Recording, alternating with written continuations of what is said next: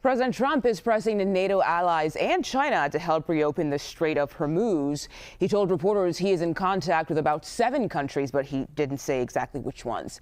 CBS News Chief White House correspondent Nancy Cordes joins us outside the White House today. Nancy, how are allies responding to that ask from President Trump?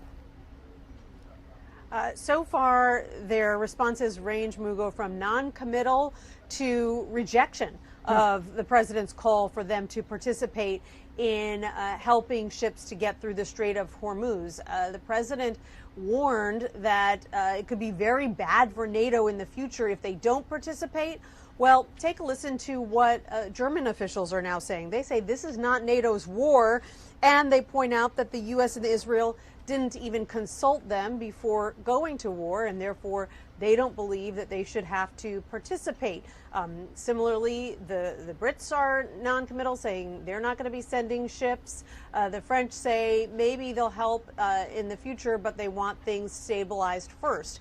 So this morning I asked the White House Press Secretary Karoline Leavitt how she and this White House more broadly feel about the fact that so far allies are saying no.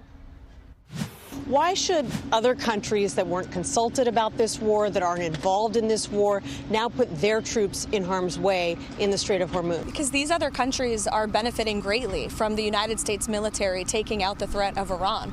The rogue Iranian regime has long not just posed a threat to the United States of America, but of course to our Gulf and Arab partners in the region. Their ballistic missile capability that the United States military is currently wiping out was a direct and imminent threat to our European allies as well as our bases in the region. But the president just told the UK a few days ago that he doesn't need their ships, and now he says he does? The president spoke on that last night. He said that he wished the UK had stepped up sooner and quicker, but he continues to speak with our allies in Europe and is calling on them to do more.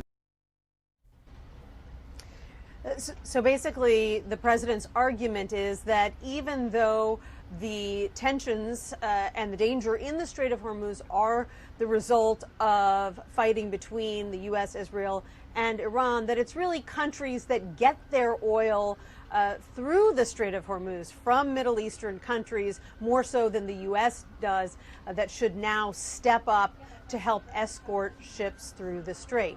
And once again, Mugo, right now that is an argument that is not that compelling to U.S. allies.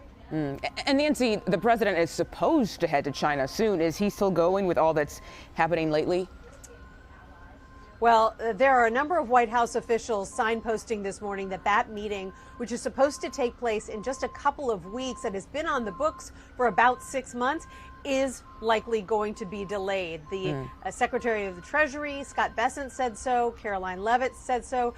They made it clear that this delay is not due to some sort of U.S.-China fallout over China's involvement in, potential involvement in sending help to the Strait of Hormuz. Has nothing to do with any fallout over trade. They don't want to rattle global markets.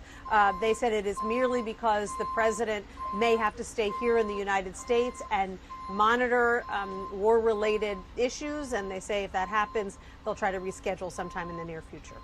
Okay, Nancy Cordes outside the White House for us today. Thank you so much.